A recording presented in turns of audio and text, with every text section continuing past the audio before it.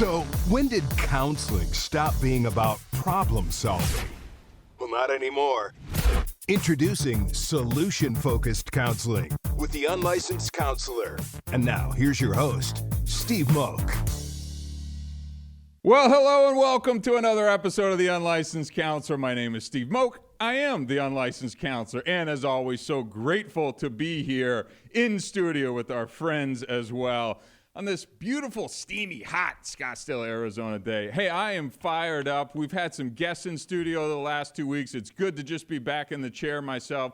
Looking forward to having a conversation on a topic that, honestly, it took me a couple days this week to kind of, as I wrap one show and kind of start thinking about next week's show, I try and get to the topic pretty soon so I can do a lot of show prep. And I really kind of wrestled with the topic, and as this one kind of came to me, and it sounds kind of weird, but I've been wrestling this idea with closure. And I had some closure happen in my own personal life this week, and I said, when it hit me, I was like, that's it. That's the show this week. So I know we recently did an episode on letting go, and I want to talk about the difference between letting go and what closure is. And I can tell you personally some of the benefits that I've had around closure in my own life as well, too. So this is one that kind of hits near and dear, and as usual, this show, I like to talk about things that are going on in my own life and kind of bring it back to you, the listener, and see how these things all tie together. So excited to get into that today. But before we do that, I want to start by saying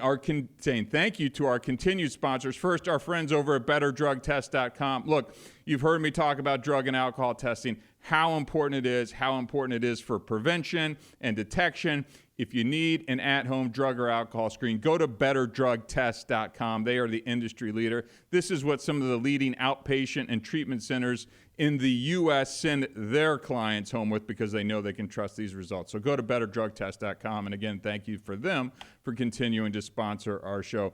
Next, I always like to talk about the nonprofit work that I do for youth drug abuse prevention. Our organization's called Hard Stop, but go to the StopStartsHere.org.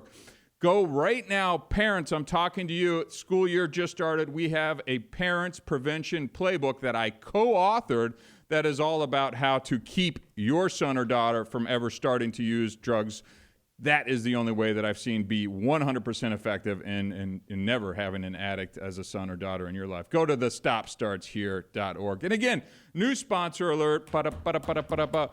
This is a fun business that I'm actually a part of, and I'm excited to kind of bring to your eyes and ears. The company is called Buzzbin Media. That's BUZBIN Media.com. This is trash can advertising. You heard me right, trash can advertising, where they pay you, the resident, $5 a bin, so $10 a month is getting Venmo'd directly to your account for allowing them to put stickers with ads on your trash cans. It's really that simple. Go to buzzbinmedia.com. It's free to sign up, cancel anytime.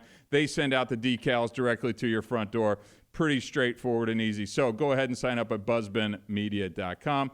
Last but not least, I always like to plug myself. Give me a follow on some of the usual social media channels at The Unlicensed Counselor. We're posting a lot. Everything is now on YouTube officially as well, too, so you can find clips from the show in case you don't have the 30, 40 minutes in your day to listen. You can find all the clips that are posted directly to YouTube, Facebook, Instagram, all that good stuff. So, okay, so, we did an episode on letting go, and letting go, the difference in letting go and kind of closure is letting go is kind of releasing that attachment. So it's kind of accepting it. It's kind of moving forward, even if maybe you don't agree with the outcome or you never really found that resolution. In my own personal life, over the last couple of years, I've shared with you that I've been involved in startups for probably a decade now. And I was a founder, CEO of a startup that was actually a drug testing business that recently got acquired. And it was a great experience in retrospect, but I went out, I raised money, friends and family got involved, my family put in a lot of money into this deal, and we grew the business successfully. And then some things started happening with the lab that we were using, and they hit some financial stress that was impacting our. I mean, it was really complicated stuff. And when you get investors and friends and family involved in these things, the pressure kind of adds and kind of compounds. And I'm the CEO and the founder, and I'm running this thing, and I've got a board I'm responsible to, and revenue numbers and sales numbers and all these different things. And I will say it in the end it wasn't going great, right? Some of it my fault, some of it external factors as well, but it was a really challenging time. And now that we have recently sold that business off, that has now been sold off to another entity, and there was an email that went out to the friends and family and investors. This is what sparked my whole idea into this kind of closure topic this week. I finally feel like we have some closure around this last, call it 10 years of my life. And it has been so tough. I mean, the financial liabilities that we have that we're paying back to investors and things like that, but equally as much, and I'm not negating the money side of this thing, was just the damage that it did kind of within the family, and my family specifically as well too. My father and I were co-founders in this business. I ran the business. It was really challenging. And when things started to get a little bit sideways and you got friends and family and lots of dollars at stake, it got really challenging. And I would say we probably both didn't handle it all that well. So this week, now that we've actually officially closed and sold off that business, there was an email that went out that was actually nice, in terms of what happened and how we're kind of putting this thing to bed. But for the first time, and I'd say probably 10 years, is the first time I felt closure on this topic. Like, it has just been sitting out there, and we've been bickering back and forth to the tune of, I was about ready to, just walk away from the relationship with my father and just say, I'm done in terms of communication and things like that, which would be tragic. I've got a 4-year-old daughter. I want them to be a part of all of our family and all the fun stuff that we get to do. But it was to that point where it was just like, this is too much, and we were just not seeing eye to eye. But I think for the first time, there was almost a sense of relief. And it was much different than this kind of letting go thing. I talked about, when I was married and got divorced, and I was able to kind of let go of these things. Things weren't resolved, though, right? Things were still just kind of left, but I just accepted that's what it was. And I was okay with that. In this instance, I feel like I actually found some closure. And that's really what sparked this feelings. And that's why I was like, okay, let's talk about what closure is and why it's so important. But it really was, I feel like we finally found that resolution. The business got sold off. We've closed the chapter on what that is. I've processed the emotions. He's processed the emotions. We're having that final conversation that is really putting this thing to bed. And to me, that has been the greatest sense of relief, because it's just been this dark cloud, right, that's kind of hovered over us. There were some high points, don't get me wrong, and I learned a tremendous amount. And, I love being involved in startups, and that's what I'm passionate about doing now. But the difference between just letting something go and now finally understanding why something is done and kind of closing that book, so to speak, and being done with it, that was really profound for me. And that was something that hit me this week, and I said, okay, let's run with this. So let's talk about why I feel closure is so important. And I think the number one thing that I had is it's allowed for emotional healing. So this is, when it ends, I understand why it's ended. I don't have any lingering questions. I don't have any unresolved feelings about this. That has allowed me to start to kind of heal. Now that it is done, it is communicated out. There is no more that is left to really say on this. It's allowing me the opportunity. And again, I'm just now, in my business example, I'm just now starting to kind of turn the page on that emotional healing, because this has all just happened in the last few weeks. And I'm starting to feel that sense of relief. I understand what happened. I understand what he did, what I did, where we were probably both wrong and what we could have been done better. But I understand it now. And now I feel like, okay, maybe we can have that relationship again. Maybe we can start to be a father and son again. Maybe we can start to be friends again, and we don't have all of these things. Now, this is me. I can't speak to what's happening on his side, but hopefully there's some emotional healing happening on that side as well, too. And because these are two people that were very close that just took, this changed the dynamic of our entire relationship dramatically, right? Dramatically. So the next thing I had on why closure is so important is kind of the mental clarity that it provides me. So I know the reasons why this happened. I understand the factors that led into all of this. I don't have any confusion anymore as to kind of what was going on. And the mental stress from all of this, again, that's been impacting both of us, is now starting to settle down. So I'm able to see things with more clarity. We've taken some of the emotion out of this thing because it's done. Like, things are done. The business is now gone. It is now in someone else's hands. We've sold that off, and that is done. So I feel like we're both able to sit down, and I shouldn't speak for him, but I know that I can sit down from a place and feel very confident and clear and a lot more calm. Like, every time we would engage in a topic around this, I just find that emotions would jump out, right? And we would end up kind of right at each other's throat. And it was just a very sensitive subject. Now, understand, I put, almost a decade of my life into something that you think is going to make millions of dollars, and it does well, but then it kind of takes a turn. And, so I was very heated and passionate about this. And he put a significant amount of money into this deal. And so he's very heated and passionate about that, as he should be, and the investors that he helped bring into this deal as well, too. But now that this thing has settled down, now we're able to kind of sit down as human beings again. That emotion is kind of giving way to clarity. And I think that we're going to be able to really start to do the emotional healing and kind of speak from a different place than we haven't been able to do for the last couple years. And this leads to my next point, which is really the reduced resentment, right? So it's helped me pull out the anger, right? Now that this thing, the email is sent, the business is closed, I'm getting away from that anger. I'm getting away from that resentment.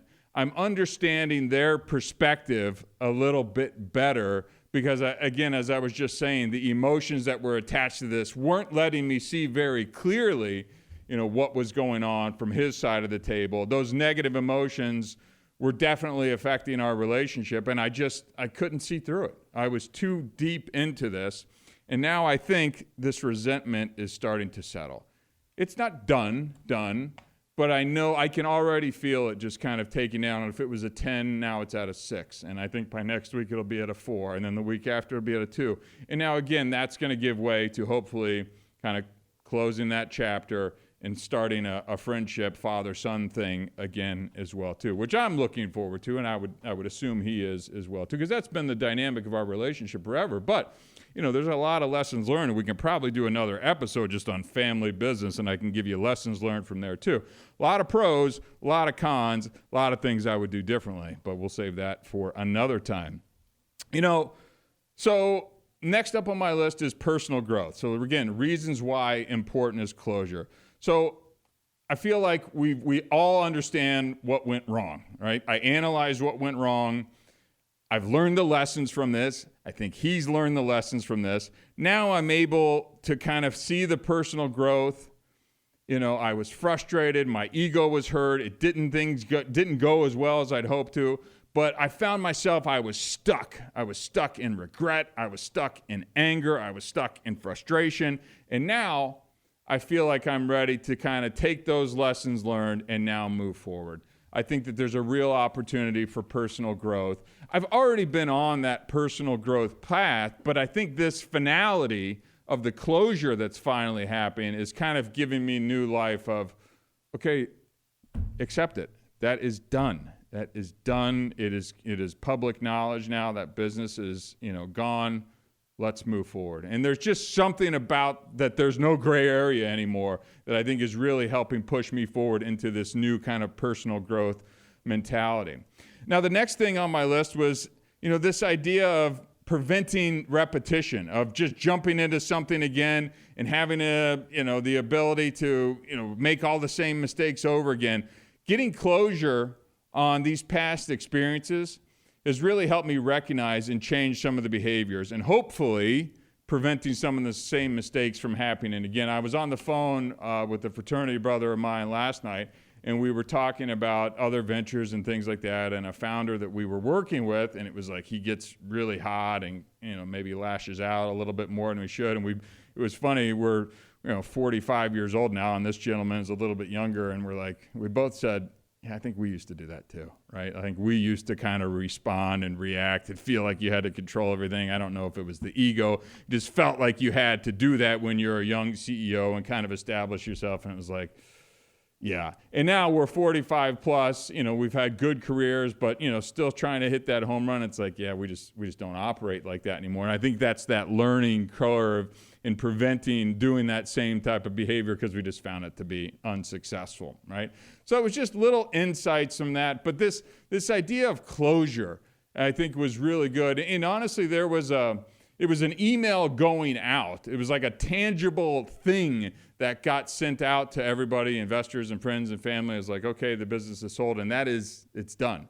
Everybody knew this was kind of happening and it was on its way, but it's like the finality of that and the actual physical act of like, okay, now we're done. And to me, weight lifted, stress isn't gone, but it's just, as I said, it's just kind of slowly dropping. So, next thing I wanted to hit on this closure topic is how to get closure. So let's say you've had a tough situation. Maybe it's a breakup, a divorce, a job loss, a business venture gone south, million different scenarios that are out there that are just tough situations that we all run into on a regular basis. So how can you get closure after a tough situation? Let's dig into how that is. And the first thing on my list is be sure to acknowledge your feelings, right?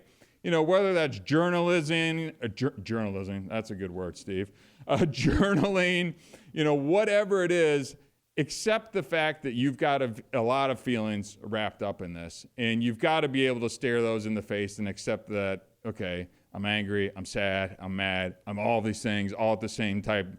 It's okay. It's okay. Take a breath. You're going to be okay. But it's okay to have all of those things. You just went through a really tough stretch. Maybe it's the hardest thing you've ever gone through in your life. Take a breath. Acknowledge that you're probably going through a little bit, right? Let's just start there. Number 2 on the list, seek some understanding, right? If you went through a breakup, maybe have a conversation with your ex around their perspective. And maybe that can give you some answers that you're looking for. Conversations with exes are tough, but maybe it can help give you the closure that you're looking for. And maybe if you even frame it that way, that he or she would be open to helping you do that. Understand, though, that some of these things that you may hear could be difficult, right? Especially if you're in the X. So you've got to be able to hear those things and try not to be defensive and jump and want to butt into that conversation. Let that person share so that you can really seek that understanding. And again, the goal is to find some closure, not just letting it go, all right? Number 3 on my list is be able to forgive yourself and forgive some others. It's a great way to find closure as well, too.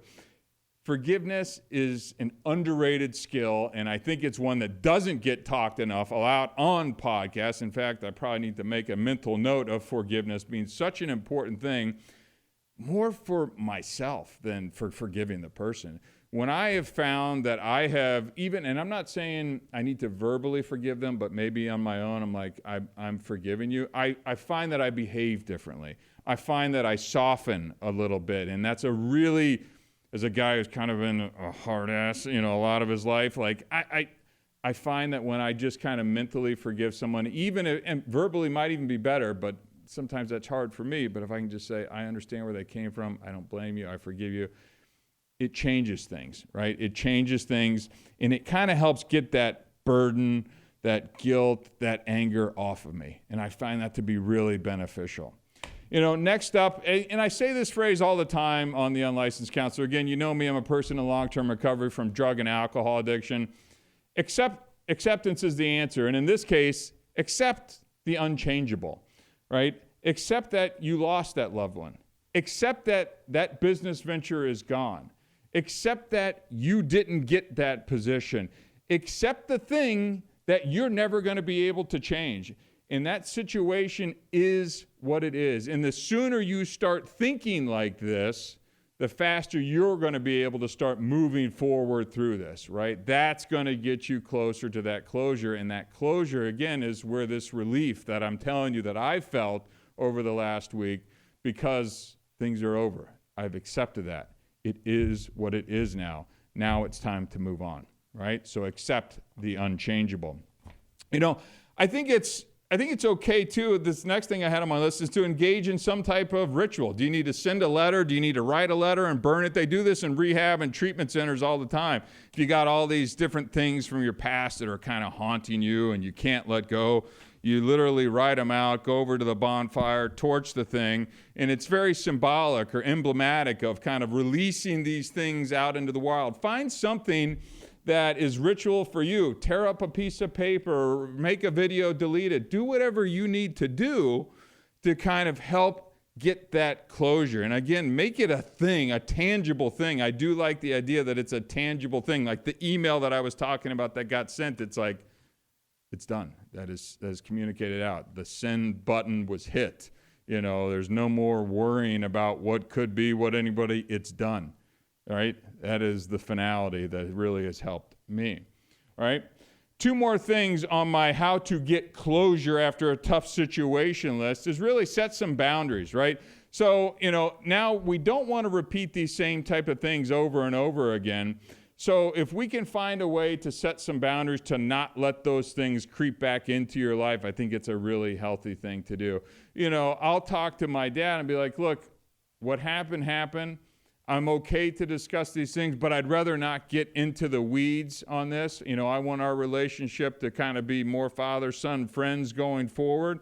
When we're out playing golf or on a family trip, maybe let's not bring up, what happened in XYZ specific example that in the business venture that we did together, right? Let's set some boundaries so that we can kind of keep the sanity and keep that closure closed. I think that's a really beneficial tool that you can probably take as part of this as well, too. And then last but not least, let's start focusing on the future. Something bad just happened. A tough situation just happened. Your ego's hit. And maybe your pocketbook's hit. Maybe your marriage isn't there anymore. You lost a job. Let's take a look in the rear view, but let's start looking forward as well, too. Let's start focusing on what's coming down the pipe. Let's set some new goals, right? Let's start to think about how to shift your energy from what has been kind of a drain to maybe something that can feed this going forward.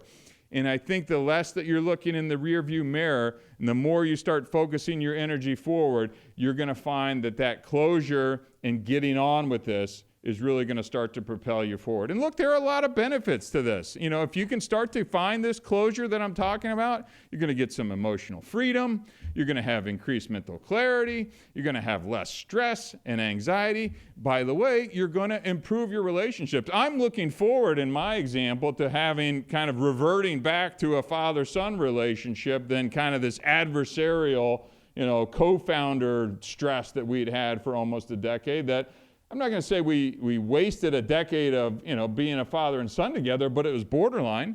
Like we were just going at each other for so long, and it just deteriorated so poorly that we were almost to the point of not talking. So I'm looking forward to the improved relationships now that we have this closure. I think the self-esteem is going to start to go back up. Now, fortunately, I'm not one that kind of, leans on the depression side or gets sad or stuck or, any of that type of thing. But it does take a hit to your ego when a venture that you have all this time, effort, and money in doesn't work out the way that you think it's going to work out to the degree that you hoped out. So I think a little self-esteem and kind of rebuilding of that is, and I'm looking forward to that because it's been challenging when you're very public about these things too. And, people know. And that's just part of it. That's the pros and the cons. So I'm just looking forward to kind of slowly rebuilding that. I think there's more personal growth and development that's going to come. I think I'm going to have better decision-making going forward as well, too, now that I've got this closure and I don't have this huge weight hanging off the back of me. It's like, that's still lingering back there. There's outstanding this, X, Y, and Z. Now that's all been put to bed. I also think that from this closure and from this whole journey, the resilience that I have built up personally and that you can build up because it is hard to go through things like this. The resilience that will come from this will only help me in the future, and I am looking forward to that. But most importantly, I'm just looking for peace in mind going forward, and I think that's one of the greatest benefits of this as well, too. If you can finally find some of that closure, I'm looking for more peace in my life. And I think that now, book is closed, new chapter, new life. It is what it is. I've accepted what's happened. Now I have some peace of mind. Let's start looking forward, and I'm really looking forward to what the future can and will look like. So, look, I know there was a lot of information to kind of throw at you in a short period of time, but there's a difference between letting go and closure. And if letting go hasn't worked, let's see if we can find some closure for you. Because I can speak from personal experience that this feeling of closure has really helped open new doors, kind of give me a new pep in the step, and I'm looking forward to what this can do going forward. So, I don't know if it's a topic that gets discussed a lot kind of out in the world. So if you have any questions, do a quick Google search or send this episode to somebody and have a conversation around it. But I think closure really is an important thing that maybe more of us could find instead of letting these things drag out infinity and kind of keeping that weight on your back. So hope you got a lot of benefit from this episode. If you think somebody could use some closure as well too, go ahead and send this episode to them as well. We appreciate all the support when you do that as well too. My name is Steve Moak. I am the Unlicensed Counselor. Until next time, thank you very much.